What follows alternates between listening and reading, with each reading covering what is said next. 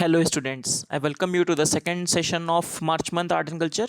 Now, in the first session, we have seen a specific session dedicated to our nomination to the World Heritage Sites. I've kept the session really small, 13 to 14 minutes only, 13 minutes around, right? So, in this session, we'll discuss the remaining ones. Okay, let us start. Starting with the Kailash Mansarovar. Now, Kailash Mansarovar is also in news in the international relations because of the Nepal and diplomatically in Nepal, India and China engaging, especially India and Nepal. China threat is again on the other territory on Ladakh, right? So, but we are discussing more or less here cultural aspect of it. So, Kailash Mansarovar was in news actually in the May 2019.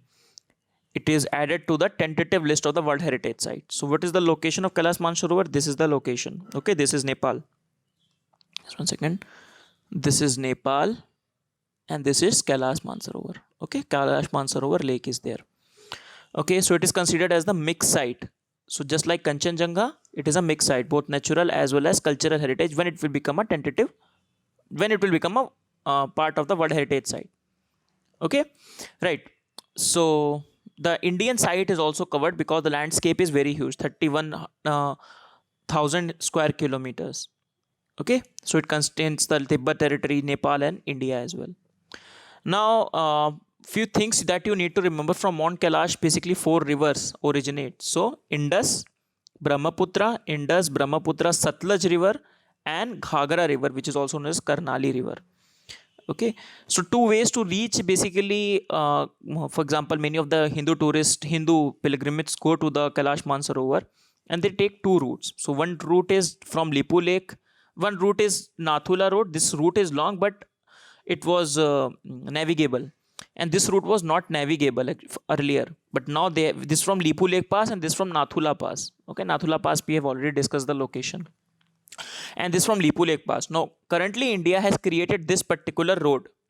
Okay, and this is why this road was created by the India, and that is why Nepal objected to it. They said that this belongs to our territory, the Kalapani dispute and the Lipu Lake dispute. I'll cover it somewhere.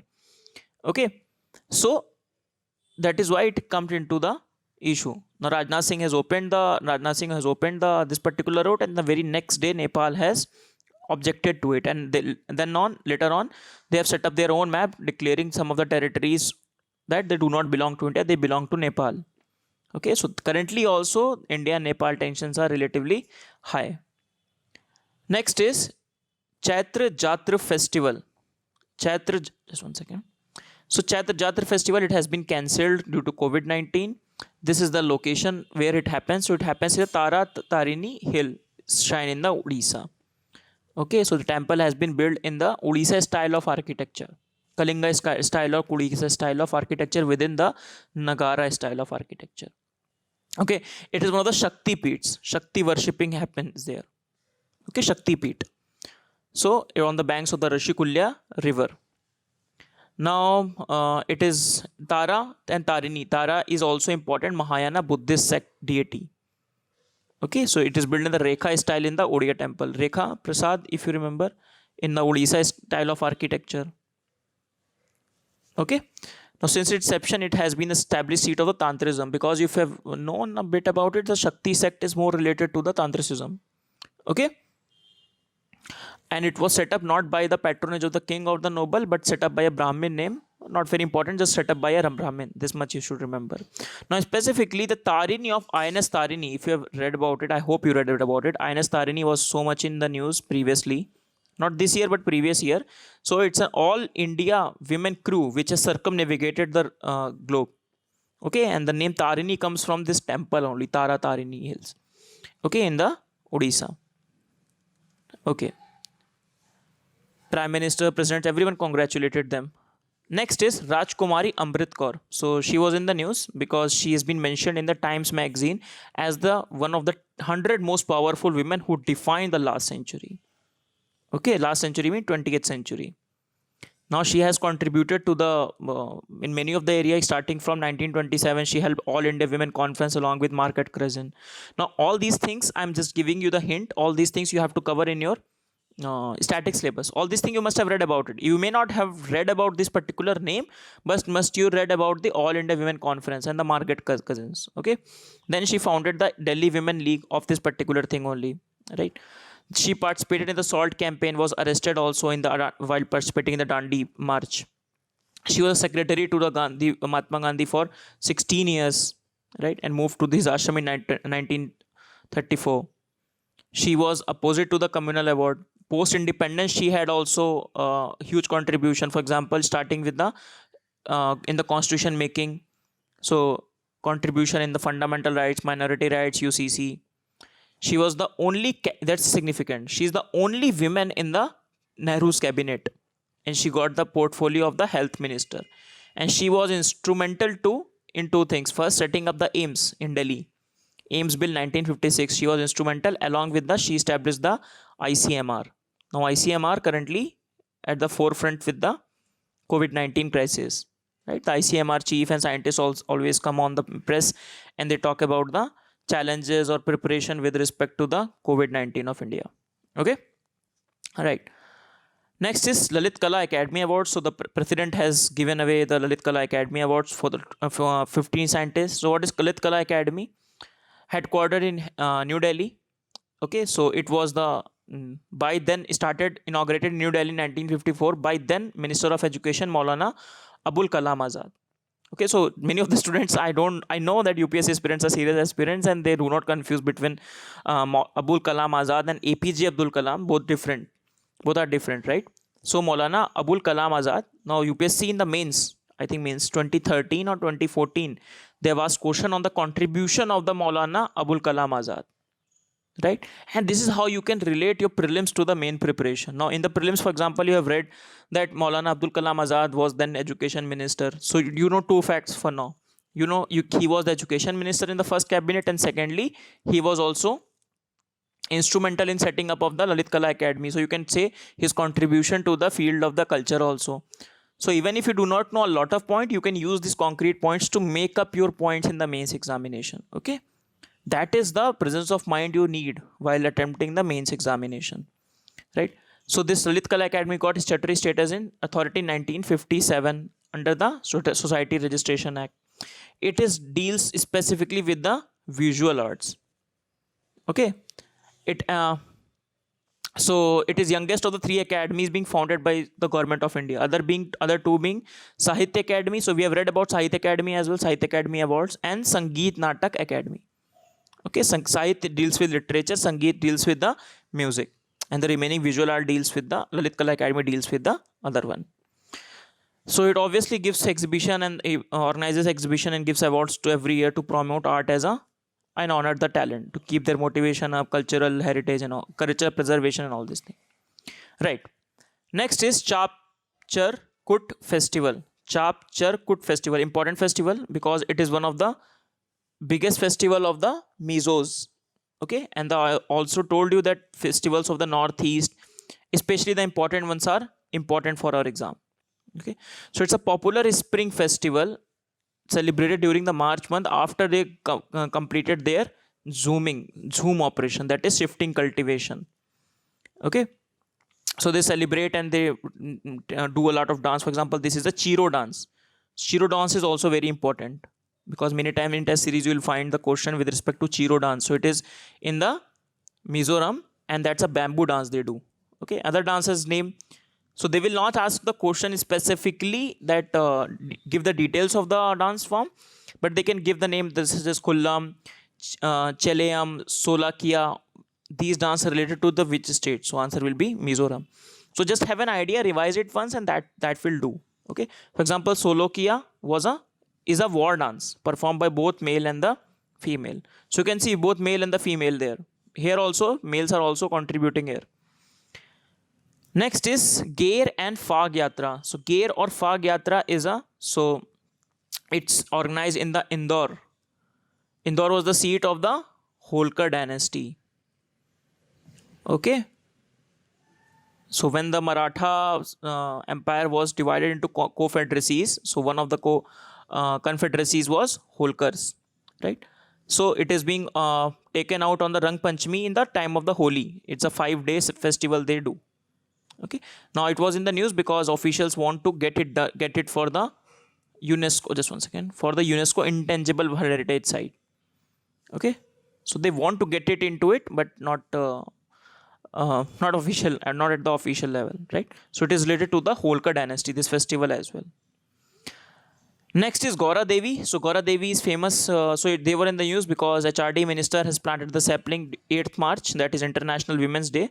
So they planted the sapling in the memory of the Chipko activist Gaura Devi as the part of the International Women's Day celebration. So more or less that much you need to know, that Gaura Devi was related to the Chipko movement. Now Chipko movement itself is very important, not for prelims I'll say, but for mains it's really important. Not mains, it main exam. Okay, it's the common mistake we all do. Just to remind you that it is not a mains exam. If you see this UPSC, it's a main exam. Okay, just to highlight one of the fact. Okay, so the question, if the with respect to Gaura Devi will be asked, the question will be very easy. She was associated with which movement? She was associated with the Chipko movement. So Chipko movement, you must have seen must have knowing the hugging of the trees, community participation, community foresting, and the idea of the environmental consciousness came into Indian policy making with the Chipko movement. Chipko movement is also part of the new social movements. So these are the words you must prepare for your post-independence history in the GS1. Okay, so in the GS1, Chipko movement can be asked in 10 marker question. Or you can use Chipko movement as an example. If in fact is an excellent example if you want to write in essay. In essay, it's a very excellent example, right? For example, I was seeing one of the essays that journey of 1,000 miles. Just to give you an example, journey of 1,000 miles start with a single step. I hope you must have read about this particular quote. So in that essay, you can start by giving the example of the Chipko movement, right? That the Chipko movement was the first step, and from there the huge journey. Then you can talk about Rio and climate change and everything. Okay. Now, last is Athukal Pongala festival in Kerala. So I've been fortunate enough that this time in the March month when it was organized in Kerala, I was there. Right? I've clicked the picture and kept in the PPT as well. So what is this? Basically, it is one of the largest religious congregation of the women. So what women do, basically the women, you can see women on the streets from every strata, rich, middle class, belonging to the poor strata, all they cook, they prepare some pongala, that is a sweet offering, auspicious, right? We'll see why they do it. So it happens in the Tiruvananthapuram city and many of the cities as well, but predominantly in the Tiruvananthapuram city.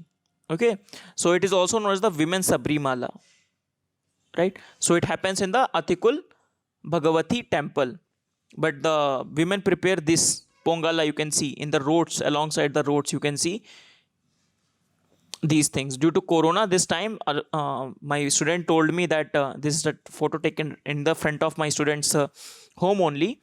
So she told me that it's very less this time, otherwise it's a huge number of people and huge number of pongalas are being set up. So they cook the pongala. This is the sweet offering made of jaggery and all these uh, uh, things that they make, very sweet and very tasty also, right? After a priest come from the temple and they just put some offering from the god in it, right? And men also participate. What men do, she told me, my student told me that what men do, men prepare the food for the women. Okay, so what is the story behind it? So story is that Kannagi, a heroine of the Tamil epic of the Silapadikaram. So Kannagi, when she came to the Tiruvananthapuram, so she was given hospitality by the ladies of the Tiruvananthapuram. Okay, so hospitality accorded by the women of Tiruvananthapuram to the Kannagi. Okay, so this is, so why she came after destroying the city of Madurai. We'll see in the next slide. Okay, we have told about this, women Sabrimala. Now this is Kannagi, right? So Kannagi, just to reiterate, part of the Tamil epic Silapadikaram. So Kannagi's husband was falsely framed and unjustly given the verdict by the then Maduran king, Pandyan king of Madurai. Okay, and Kannagi said that you did not do justice to them and you wrongfully put his husband to the death, her husband to the death, and that is why she took the retribution, and she burned the whole Madurai city down. So after she burned the Madurai city down, she come to the Trivandrum, and the people, the women of the Tiruvananthapuram offered her the hospitality. Okay, so this is a story from the Silapatikaram. Silapatikaram, very important. They can ask you this question. They can ask you question even on the Kannagi also. Okay, so with this we finish our session. Let us quickly revise what we have done. We started with the Kailash Mansarovar, the diplomatic or the international or the location aspects of the thing Kalapani and Lepu Lake we'll discuss somewhere else, right? We discussed the cultural aspect of it. Then Chaitra Jatra festival in the Tara Tarini Hill Shrine of Odisha. So question can be asked Tara Tarini Hill Shrine, where it is located also. Then Rajkumari Amrit Kaur, mentioned in the Times magazine. Then Lalit Kala Academy we have read. Then Chapchar Kut Festival of Mizoram. So Mizoram festivals are important. One more festival we have read last time. Please remember that. Then Ger and Fag Yatra of the MP in the Indore.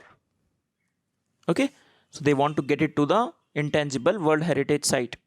Then Gaura Devi, and finally we read about the Atakul Pongala festival in the Kerala. Right, so with this we finish our art and culture of March month. Now art and culture of March month is also done. So in the March month we have done so many things. We have till February and March. We have done, just to reiterate, we started with our locations, indexes and tribes of both the months have been done.